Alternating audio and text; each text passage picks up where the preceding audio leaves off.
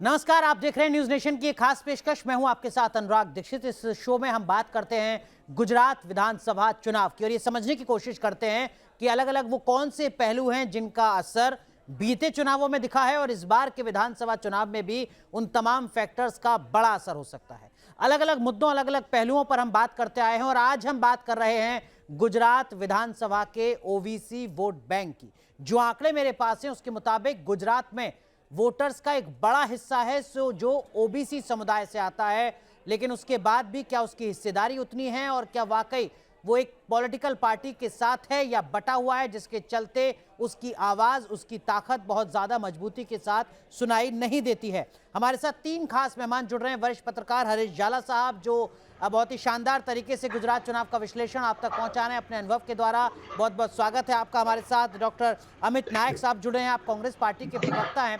पिछले चुनाव में गर्मागर्म बहस हुई थी इनकी भारतीय जनता पार्टी के प्रवक्ता के साथ। आज हम उम्मीद करते हैं कि तार्किक ढंग से अपनी बात को रखेंगे। हमारे साथ भारतीय जनता पार्टी के प्रवक्ता राजू देसाई साहब भी जुड़ चुके हैं, आपका भी बहुत बहुत स्वागत है। हरीश झाला सर, मैं पढ़ रहा था जिसमें लिखा हुआ है कि गुजरात में 48% ओबीसी मतदाता हैं। क्या ये आंकड़ा सही है और अगर सही है तो इसका कितना इन्फ्लुएंस गुजरात की पॉलिटिक्स पर? अनुराग जी, मैं 6% बढ़ा देता हूं। अगर आप ओबीसी समाज समूह से बात करेंगे तो वो ये कह रहे हैं कि हमारा 52 से 54% हमारा शेयर है पॉपुलेशन में और वोट शेयर भी। तो इस हिसाब से अगर देखें तो अनुराग जी, हम सब ने बचपन में अपने नानियों से कहानी सुनी थी, एक राजा था या जंगल में एक शेर था। कुछ ऐसा ही गुजरात में है कि एक वक्त था जब ये ओबीसी समुदाय कभी कांग्रेस के साथ हुआ करता था जी। पिछले 30 सालों में भाजपा ने उसमें काफी अच्छा सेंध लगाया है।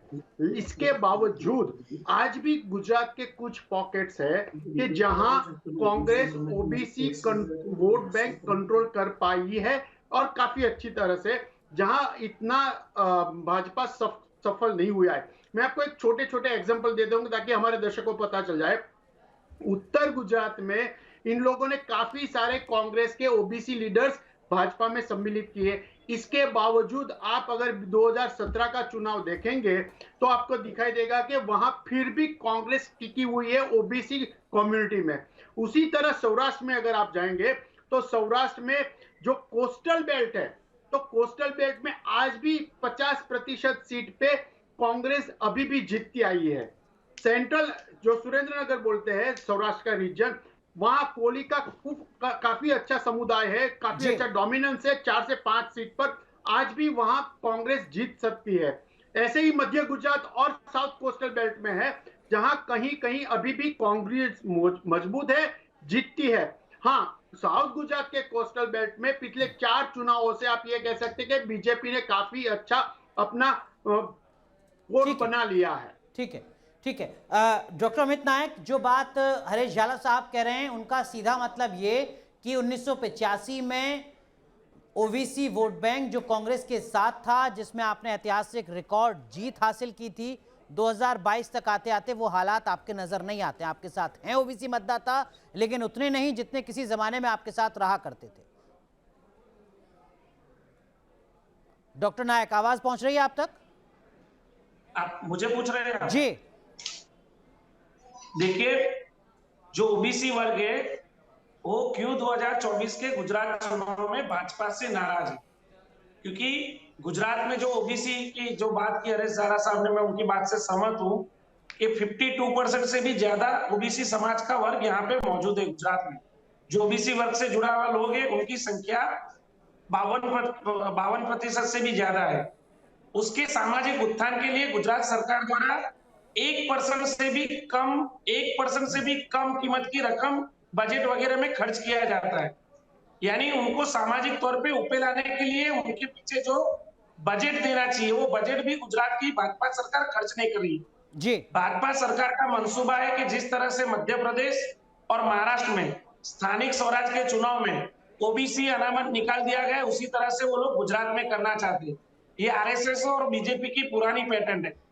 ये पैटर्न के जरिए जो बंधारण में जो पिछड़े हुए वर्ग है, जिनके सामाजिक उत्थान के लिए और उनको मुख्य वर्ग में लाने के लिए जो बंधारण में अनामत दी गई जी। है, वो अनामत को खत्म करने का एक षड्यंत्र ठीक है डॉक्टर अच्छी नायक, मैं तरह आऊंगा से आपके मिला पास। जुला राजू सरकार देसाई बना के का रुख करते हैं, आरएसएस बीजेपी के और प्रवक्ता भाजपा के हैं, लोग वो खत्म बेहतर करना तरीके से चाहते हैं। जवाब देंगे। देसाई साहब, ओबीसी वोटर्स के लिए, उनके रिप्रेजेंटेटिव्स के लिए जितना आपको करना चाहिए वो आप लोग आज तक कर नहीं पाए। ये एक बड़ी वजह है कि वो 2024 का जिक्र कर रहे हैं, कुछ लोग कह रहे हैं कि 2022 में भी आपकी मुश्किलें बढ़ा सकते हैं ओबीसी वोटर्स। सबसे पहले अनुराग जी, न्यूज नेशन आपके चैनल के माध्यम से जब गुजरात में चुनाव की लहर आई हो और सब सुनिश्चित है कि विजय किसके साथ जा रहा है। कांग्रेस बुंडी तरह हार रही है, हार का रिकॉर्ड करने जा रही है, और एक भाजपा जो अपने पिछले सब चुनाव में से रिकॉर्ड ब्रेक कर रही हो, माहौल अभी गुजरात में आप अपने सब जो चैनल के जो रिपोर्टर होते हैं उनसे तो बात होती है तो पता चलेगा। तो ऐसी हालत में सब, जब कांग्रेस के किसी भी प्रवक्ता होंगे तो वो इसके पास कोई मुद्दे नहीं होते हैं बातचीत करने के लिए, कोई नीति नहीं होती है, कोई उसके मोहड़ी मंडल जो केंद्रीय चुनाव समिति उसकी जो होगी उसके भी कोई विजन नहीं है। तब पूरी तरह से बौखलाई गई कांग्रेस ठीक आज है। मैं मेरी भाषा में बोलूं तो डूबता जहाज ठीक जो है देसाई लोग साहब, उससे देखिए ये तो लात चुनावी मार रैलियों रहे के लिए भाषण है, इसको तो आप बचा के रखिए। हम बात कर रहे हैं ओबीसी वोटर्स की। ओबीसी वोटर्स बीजेपी के साथ हैं या नहीं हैं, और अगर हैं तो उसके पीछे की वजह क्या है, आधार क्या है, ये आप बताइए। अनुराग जी, मैंने मेरे एक ही शब्द में बोला कि पूरी रिकॉर्ड ब्रेक करने जा रही है, हम पिछले रिकॉर्ड तोड़ रहे हैं। तो ओबीसी, उसमें ओबीसी समाज के साथ सब समाज, जैसे हमारा एक सबका साथ सबका विकास जैसा सूत्र प्रधानमंत्री नरेंद्र जी मोदी जी ने दिया है, उसके हिसाब से सब समाज हमें साथ जुड़ रहे हैं और रिकॉर्ड ब्रेक विजय के लिए हम जा रहे हैं। गुजरात के माहौल में जैसा चुनाव का अभी चल रहा है माहौल, तो विजय सुनिश्चित, रिकॉर्ड ब्रेक तरफ जा रहा है। ओबीसी समाज के साथ साथ सब समाज हमारे साथ है, वो हम देख सकते हैं। ठीक है। हरीश झाला साहब, क्या जो ओबीसी वोटर्स हैं वो कनेक्ट करते हैं बीजेपी से, उसके पीछे की एक बड़ी वजह प्रधानमंत्री नरेंद्र मोदी की जो बैकग्राउंड है उसका भी होना है क्या? कोई कनेक्टिंग फैक्टर है क्या वो, या बहुत ज्यादा मैटर नहीं करता?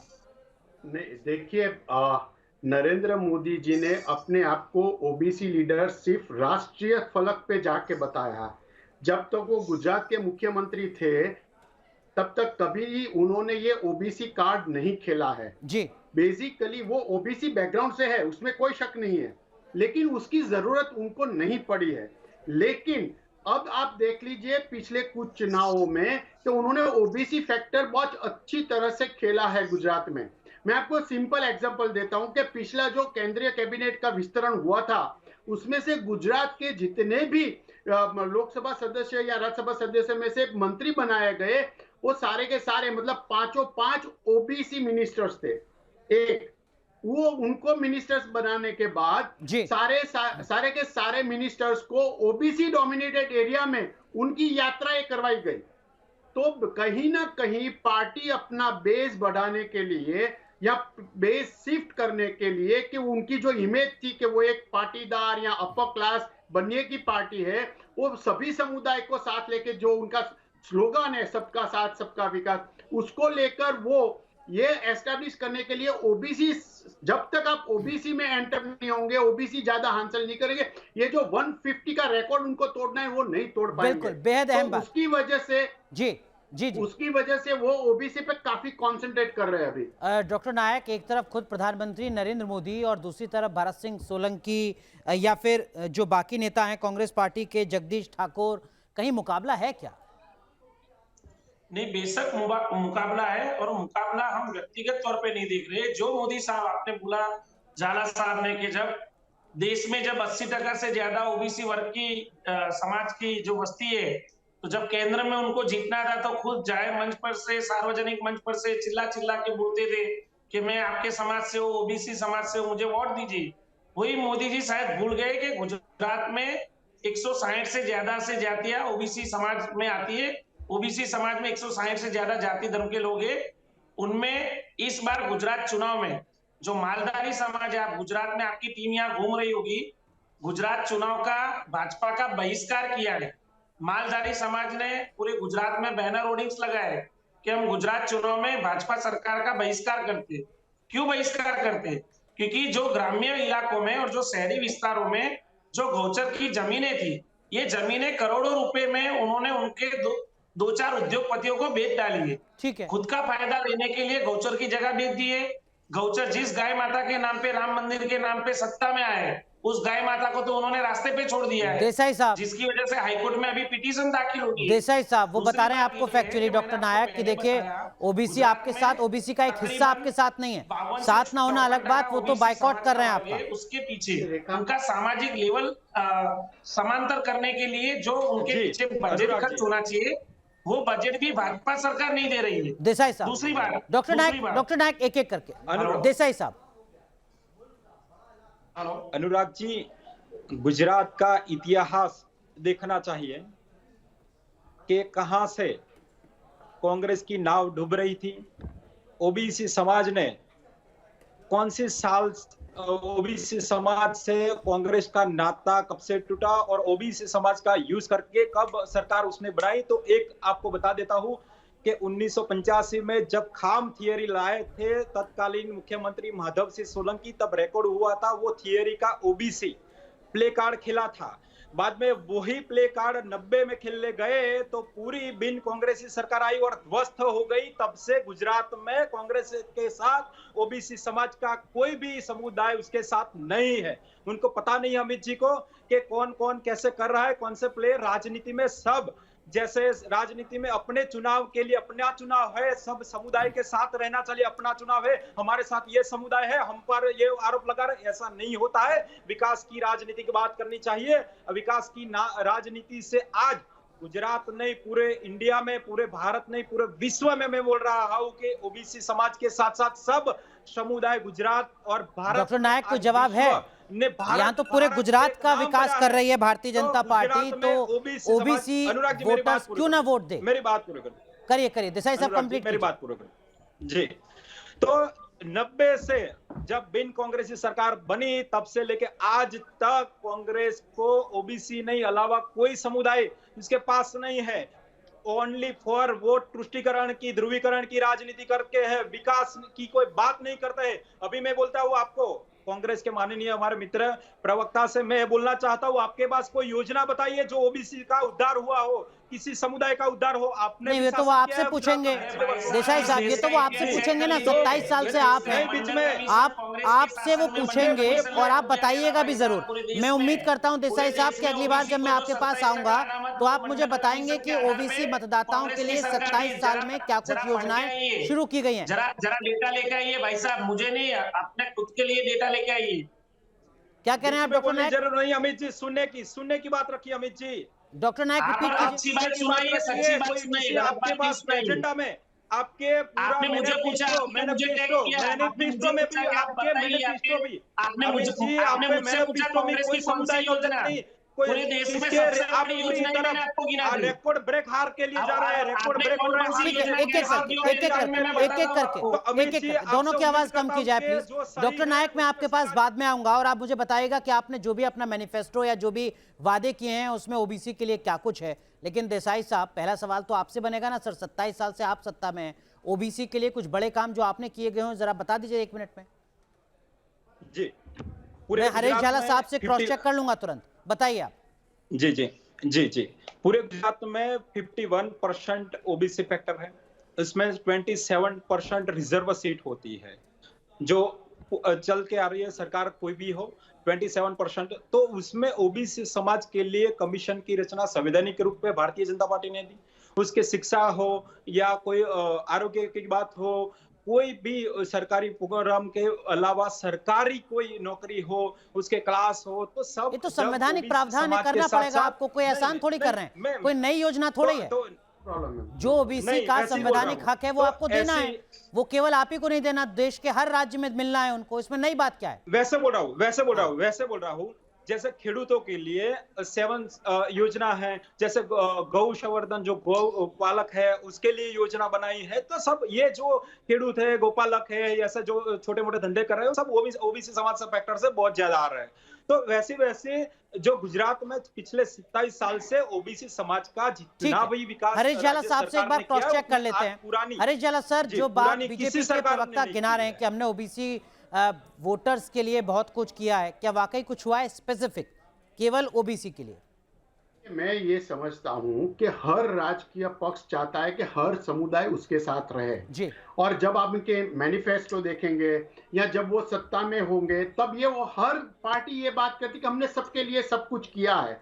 मेरा बहुत सीधा साधा सवाल होता है इन राजनेताओं से, राजकीय पक्षों से, कि अगर आपने सब कुछ किया है तो इतना सारा खर्चा चुनाव पे क्यों लगाना पड़ता है? पहली बात, अगर आपने इतना सारा किया तो ठाकुर डोमिनेटेड जो सीट्स है उत्तर गुजरात में, आज भी अल्पेश ठाकुर को लेने के बाद आप वो जीत नहीं पा रहे हैं। अल्पेश ठाकुर की सीट बदलनी पड़ रही है। क्यों ऐसा करना पड़ा? आप कह रहे हैं कि हमने ओबीसी के लिए काम किया, आपको शंकर चौधरी के लिए सेफ सीट ढूंढने की जरूरत क्यों पड़ गई? देखिए, बेसिकली ये सब राजनेता जो होते हैं अब वो नहीं रहे कि उनका उनके समुदाय समाज पे इतना बड़ा प्रभाव हो या उनकी पार्टी ने इतना अच्छा काम किया हो कि समुदाय का पूरा शिफ्ट हो जाए वोटिंग।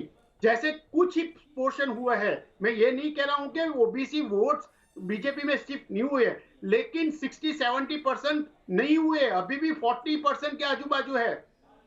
एक छोटा सा एग्जांपल मैं आपको देता हूं, बहुत लंबी दूर जाने की जरूरत नहीं है, आप कलोल विधानसभा सीट देख लीजिए, जो गांधीनगर लोकसभा सीट अमित शाह जहां से चुनाव जीत के आते उसमें आता है। उसमें जितने पोलिंग बूथ में ठाकुर वोट्स है, 80% वोट्स आज भी वो कांग्रेस को मिल रहे हैं। तो अगर आपने ओबीसी के लिए काम किया है तो गांधीनगर के पास, गांधीनगर डिस्ट्रिक्ट में पड़ने वाला कलोल का ठाकुर क्यों बीजेपी को वोट नहीं दे रहा है? देसाई साहब देखिए, एक विधानसभा क्षेत्र कलोल और 2 नेता अल्पेश ठाकुर और शंकर चौधरी जिनकी सीट बदलना आपकी मजबूरी, ये तो एक तरीके से पोल खोल वाली स्थिति है ना सर।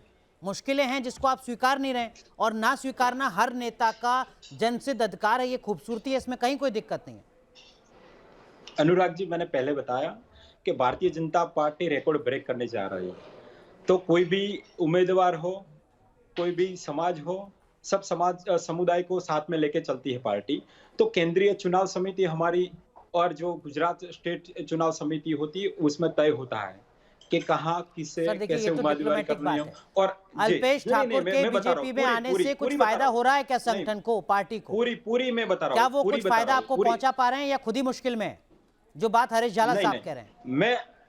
मैं ऐसा बोल रहा हूँ कि जो भी 182 जो हमारे कैंडिडेट खड़े हैं, उसकी जो भी चॉइस होगी, उम्मीदवारी करवाई है, तो पूरा मंडल जो चुनाव समिति मंडल हमारा है, तो उसने जांच करके तपास और जाति और समाज इसको कौन सी विधायक पर उसे लड़ना है, सब बाबत देख के उसको चुना जाता है। और कोई व्यक्तिगत रूप से किसी भी टकराव नहीं होते हैं। कैसे जो आसपास में शंकर चौधरी की सीट बदलना मजबूरी है क्या? कैडर भी नहीं, cadre based party, Bharatiya Janata party विश्व की सबसे बड़ी पार्टी, कैडर बेस्ड पार्टी में कोई असंतोष भी होगा तो कार्यकर्ता का हक बनता है असंतोष इसको दिखाने का। तो ऐसी बाबत में प्रवक्ता के तौर पर आपकी मजबूरी हो सकती है कि आप खुलकर ना बोलें। मैं उम्मीद करता हूं कि डॉक्टर नायक जो इतनी बेबाकी से बात करने का दावा कर रहे हैं वो थोड़ा बताएंगे। डॉक्टर नायक, ओबीसी के लिए आपके चुनावी एजेंडे में कुछ है क्या खास? बहुत कुछ है अनुराग जी, और आज से नहीं सालों से मैं आपको साफ बता देता हूं कि भाजपा की विचारधारा क्या है, कांग्रेस की विचारधारा क्या है। हम देश में सभी धर्म के, सभी जाति के लोग मिलजुल के रहे, सबका सामाजिक उद्धार हो। सर माफ कीजिए, जो मैं देसाई साहब से कह रहा था, डॉक्टर नायक स्पेसिफिक चुनावी रैली का भाषण नहीं सर, ओबीसी के लिए कांग्रेस के एजेंडे में क्या है इस बार? हमने जो भाजपा ने आज गुजरात में 10 लाख से ज्यादा जो भर्तियां, सरकारी भर्तियां बाकी है, जिसको भाजपा के शासन में निजीकरण और खानगीकरण से आउटसोर्सिंग के जरिए जो भर्ती की गई, हमारी सरकार आती है, हमने मैनिफेस्टो में वादा किया है कि हम बंधारण के अनुरूप जो भी जोगवाई है और बंधारण में जो भी रिजर्वेशन दिया है, ओबीसी को 27%, उसके अलावा एससी को, एसटी को जो भी रिजर्वेशन हमारी लोकशाही में मिलना चाहिए। उस लोकशाही के तहत हम ये सारा रिजर्वेशन सरकारी भर्तियों में लागू करेंगे। आज सबसे ज्यादा गुजरात में जो मंदी और महंगाई की बात है, जो गैस सिलेंडर से लेके जो खाने का तेल जो महंगा वो हुआ तो है, सबके लिए वो है ना सबसे सर, ज्यादा इफेक्ट किसे कर रहा है? वो केवल जो ओबीसी के लिए तो 52% नहीं। लोग हैं ओबीसी के, जो मध्यम वर्ग से भी नीचे है, जो गरीबी रेखा के नीचे जो जिंदगी गुजार रहे हैं गुजरात में, हम उन लोगों की लड़ाई लड़ रहे हैं। नहीं डॉक्टर नायक, क्यों देखिए वो तो भाजपा ने ये क्यों तो जूनी जनरलाइज पेंशन बात योजना है, बंद की है? ये बात आप आज जनरलाइज कर रहे हैं, माफ कीजिए। जो महंगाई है, अगर आपको लगता है तो वो तो हर धर्म और हर जाति के लिए है। अगर आप राहत देंगे तो सेलेक्टेड थोड़ी होगी, वो तो हर किसी के लिए होगी। मैं भी अगर आपके सूबे का नागरिक हूं तो मुझे भी राहत मिलेगी उसकी, हरेश झाला साहब को मिलेगी, देसाई साहब को भी मिलेगी। हम सरकारी भर्तियों में अनामत की जो योजना है वो लागू करेंगे, खानगीकरण निजीकरण बंद करेंगे, ठीक है, पुरानी ये भी पेंशन जनरलाइज योजना देंगे। हरीश झाला साहब, आपने दोनों पॉलिटिकल पार्टी के लागू होने प्रवक्ताओं से को जो सुना, क्या सरकारी आपको भर्तियां लगता है हुई कि थी, ओबीसी जो को रिजर्वेशन लेकर कोटे किसी से भी जिन लोगों पॉलिटिकल को पार्टी नौकरियां के मिली पास थी, कोई आज उनको जो पेंशन नहीं स्पेसिफिक मिल रहा, विजन वो है क्या? पेंशन का लाभ कांग्रेस सरकार देगी। हरीश झाला साहब, आप सुन पा रहे हैं मुझे? या आप सुनिए आगे। दोनों ही पॉलिटिकल पार्टी के स्पोक्स पर्सन को आपने सुना है, क्या कोई स्पेसिफिक विजन नजर आता है आपको ओबीसी वोटर्स के लिए? देखिए, तकलीफ हमारे देश की ये है कि जब हम गरीब, आर्थिक रूप से पछात समाज की या समूह की बात करते हैं और उनके लिए जब ये राजनीतिक पक्ष आगे आते तो सबसे पहले उनके वर्ड होते हैं रिजर्वेशन। जैसे कि इस बार कांग्रेस पार्टी, जो मुझे लगता है अमित भाई ने बताया कि नहीं पता नहीं, कांग्रेस पार्टी ने अपने मैनिफेस्टो में यह प्रॉमिस किया है कि स्थानिक स्वराज्य की जो चुनाव होंगे उसमें वो 27% अनामत ओबीसी के लिए लागू करेंगे, जिसके लिए भाजपा सरकार ने अभी जवेरी कमीशन को भी बिठाया सुप्रीम कोर्ट के आदेश के बाद। वरना ये लोग ने तो स्थानिक स्वराज की चुनाव में 10% जो था वो भी निकाल दिया था और जनरल कैटेगरी में कन्वर्ट कर दिया था। अब आई बात ओबीसी के लिए, देखिए ये लोग मांग कर रहे हो, कांग्रेस ये मांग कर रहा है कि हम जो आएंगे सत्ता में तो हमारा बजट ओबीसी के लिए अलग होगा। देखिए, मैं ये मानता हूं अनुराग जी कि ये मुमकिन नहीं है। Gender budget is a different thing. बस कास्ट वाइज या इस तरह के किसी ग्रुप के वाइज हम बजट नहीं निकाल सकते। आप फिर ये कह सकते हैं कि भाई अगर मेहसाना के 4 कॉन्स्टिट्यूएंसी में 3 में से ओबीसी डोमिनेटेड है तो वहां हमने इतने पैसे के नए प्रोजेक्ट्स बनाए, चाहे वो स्कूल हो, चाहे वो हेल्थ इंफ्रास्ट्रक्चर हो, चाहे वो ब्रिज हो या और कोई सुविधाएं बनाई, लेकिन ओबीसी स्पेसिफिक कोई बजट एलोकेशन सीधा बजट में नहीं कर पाएंगे कोई भी। लेकिन हरीश झाला साहब, इसमें दिक्कत क्या है? हम थोड़ा विषयांतर हो रहे हैं, लेकिन मैं आपसे समझना चाह रहा हूं, अगर जेंडर बजटिंग होती है, अगर माइनॉरिटी मिनिस्ट्री के लिए बजटिंग होती है, एससी ओबीसी मिनिस्ट्री के लिए उनकी पॉलिसीज के लिए बजटिंग होती है, तो अगर कोई दावा कर रहा है कि हम करेंगे ओबीसी के लिए, तो इसमें दिक्कत क्या है? कॉन्स्टिट्यूशनल कोई दिक्कत है क्या? या अनुराग जी, 146 सब कास्ट है ओबीसी में और पूरे गुजरात में फैला हुआ है। अब देखिए, सुप्रीम कोर्ट का ऑर्डर देख लीजिए, हमने जो तय किया है वो देख लीजिए। बात यह है कि हर विधानसभा या हर पंचायत या हर नगर वार्ड में कितना ओबीसी है, उस हिसाब से हमें पहले उनके लिए रिजर्वेशन सजेस्ट करना है। वो 5% भी हो सकता है, वो 25% भी हो सकता है, 50% भी हो सकता है। अब आप देख लीजिए कि पूरे गुजरात में हम ये कह रहे हैं कि 54% ओबीसी वोटर्स या पॉपुलेशन है। अगर हमें ओबीसी के लिए ही बजट एलोकेट करना है तो 2,63,000 करोड़ से 54% ओबीसी के लिए निकालना पड़ेगा। अब बाकी कम्युनिटी फिर विरोध करेगी, एसटी हो या एससी हो और जनरल कैटेगरी, तो एक बहुत बड़ा प्रॉब्लम हो सकता है। लॉजिकल बात आप कह रहे हैं। देसाई साहब, एक चीज मैं आपसे समझूंगा और फिर डॉक्टर नायक का भी रुख करूंगा। आम आदमी पार्टी भी इस बार चुनावी मैदान में है। आम आदमी पार्टी की तरफ से जो सीएम पद का चेहरा है वो ओबीसी जाति से ही आते हैं, ओबीसी कम्युनिटी से ही आते हैं। मेरी जानकारी के मुताबिक 58 सीटों पर, शायद उन्होंने लगभग इतनी सीटों पर उन्होंने टिकट भी दिया है, सही आंकड़ा नहीं है मेरे पास, लेकिन क्या आम आदमी पार्टी ओबीसी वोट बैंक में सेंध लगाकर बीजेपी की मुश्किलें बढ़ा सकती है? देसाई साहब, इस पर आप पॉलिटिकल जवाब दे सकते हैं, कोई दिक्कत नहीं, चलेगा।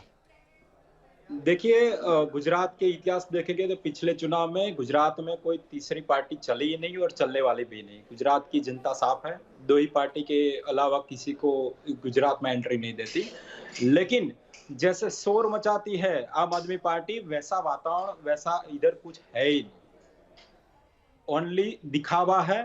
और आप पिछले उसके इलेक्शन के चुनाव जो स्टेट में हो वो देख लीजिए, सीएम की सब डिपॉजिट, सीएम उम्मीदवार की डिपॉजिट डुल हो गई है, जैसे गुजरात में होने वाली है। तो वैसे वो बात पे आम आदमी पार्टी किसी चुनाव में कहीं खाली ओनली फॉर दिखाई ठीक है। देती है, कुछ बात तो डॉक्टर है ही नायक, नहीं। ये तो ऐसा बयान आपस होगा में- देसाई साहब आपस का में- जिस पर आप भी सहमत जी। होंगे, आप कहेंगे बिल्कुल सही कहा देसाई जी ने। दो पक्ष के ओनली फॉर मुझे कांग्रेस लगता है के इकलौता सामने यही हमारे एक ऐसा इलेक्शन मुद्दा है चुनाव। जिस पर कांग्रेस और बीजेपी का अंतर मिट जाएगा गुजरात में। डॉक्टर नायक, हाँ, आपका सवाल फिर से दोहराइएगा, मुझे सुनाई नहीं आम देता। आदमी पार्टी की उपस्थिति कांग्रेस या बीजेपी की मुश्किलें बढ़ाती है क्या गुजरात में, तब जबकि उनकी अरे तरफ भाई से साहब, जिसका सीएम संख्या पद बल का ही नहीं चेहरा है, जिसके ओबीसी पास कोई कम्युनिटी से है। कैंडिडेट नहीं है, जो लोग रोज गलत करते, दिल्ली की सरकार है आप आम आदमी पार्टी की, आप मीडिया में रोज उनके दृश्य आते हैं, उनके मंत्री जेल में भ्रष्टाचार के आरोप में, और मंत्री जी जो भ्रष्टाचार के आरोप में जेल में है, वो जेल में भी गुलछल्ले उड़ा रहे हैं, मजा कर रहे हैं। ये खाली दिखावे की साफ सुथरी पार्टी है जो बड़ी बड़ी बातें करती है। आम आदमी का गुजरात में ना कोई बेस है, उनकी एक भी सीट आने वाली नहीं है। ठीक है, उनका सीएम का कैंडिडेट है, वो भी चुनाव हारने वाला है। और 2022 के गुजरात चुनाव के बाद जिस तरह सर्कस का पंडाल लपेट के संकेल के जब दूसरे स्टेट में चले जाते, उसी तरह से जो छुट्टियों में सर्कस का पंडाल वाले आते, उसी तरह आम आदमी पार्टी 2022 के चुनाव के बाद, गुजरात में हारने के बाद कभी पलटकर इधर वापिस आने वाली नहीं है। हरीश झाला मेरा दावा है। साहब, हरीश झाला साहब, जो बात डॉक्टर नायक ने आखिर में कही है उससे पहले मैं शुरू करता हूं, क्या वाकई इतनी खराब स्थिति में है आम आदमी पार्टी गुजरात में जैसा दावा डॉक्टर नायक कर रहे हैं?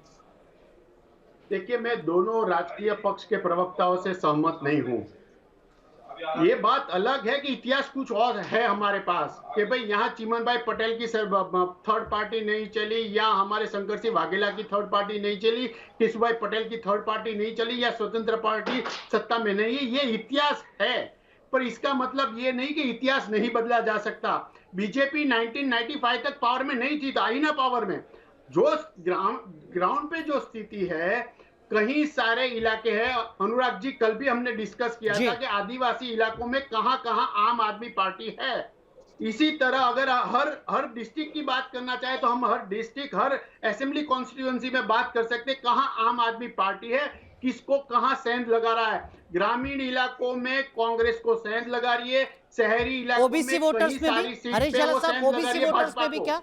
ओबीसी वोटर्स में भी देखिए, कास्ट वाइज में इसलिए नहीं बोलूंगा कि उनके सीएम फेस है और ईशुदान गढ़वी, वो ओबीसी से आते हैं, पर वो इतने इन्फ्लुएंसर नहीं है। ओबीसी फेस उनके पास नहीं है। वो ओवरऑल करेंगे वोटिंग, क्योंकि सिर्फ दो चीज पे वोटिंग होने वाला है अगर आपको वोट मिलते हैं तो। एक अरविंद केजरीवाल का जो दिल्ली मॉडल का मार्केटिंग है वो, दूसरा फ्री बिजली और शानदार स्कूल। अगर आपको वोट मिल रहे हैं तो ये तीन मुद्दों के ऊपर ही उनको वोट मिल रहे हैं, कास्ट बेस नहीं मिल रहा है। ठीक है, देसाई साहब कुछ कहना चाह रहे हैं, कहिए देसाई साहब। देखिए, आप आदमी की पार्टी की बात करते हो तो उसको, उम्मीदवार को भी पता नहीं चला था कि मेरे को मैंडेट मिला है।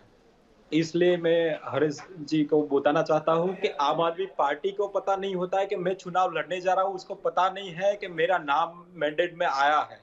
दूसरी बात कि गुजरात की जनता, यहाँ सब धंधा रोजगार, बहुत व्यापार जो खुला है, विकास की राजनीति है, तो अभी तक मैं ऐसा, मेरी बात बोल रहा हूँ कि दो ही पार्टी को स्वीकार करती है। उसमें जो बात कही गई है आम आदमी पार्टी की, तो आम आदमी पार्टी यहाँ शोर मचाने आई है, ओनली फॉर दिखावा करने आ रही है, इसमें कुछ है ही नहीं।